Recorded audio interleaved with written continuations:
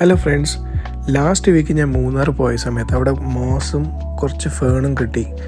അപ്പോൾ അതൊരു ടെമ്പററി കണ്ടെയ്നറിലാക്കി ഞാൻ കൊണ്ടുവന്നു. എന്നിട്ട് കുറച്ച് കോക്കപ്പീറ്റും അതുപോലെ തന്നെ കുറച്ച് വെള്ളമൊക്കെ അതിൽ ആഡ് ചെയ്ത ശേഷം അതിൽ വെച്ച് പിടിപ്പിച്ചു. അതൊരു ടെമ്പററി സെറ്റപ്പാണ്. ഇൻ ഫ്യൂച്ചർ ഞാൻ അതൊരു ടെറാറിയം അല്ലെങ്കിൽ പരുഡേറിയത്തിലേക്ക് മാറ്റും. ഇത് കുറച്ച് വെളിച്ചത്തിലേക്ക് വെക്കണം. വെളിച്ചം കിടക്കുന്ന പോലത്തുള്ളൊരു കണ്ടെയ്നർ വേണം ഇതിന് യൂസ് ചെയ്യാനായിട്ട്.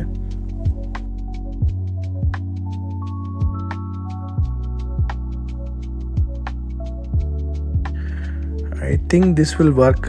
നെക്സ്റ്റ് ഡേ നമുക്ക് നോക്കാം എന്താവുമെന്ന്. ഓക്കെയാണ്.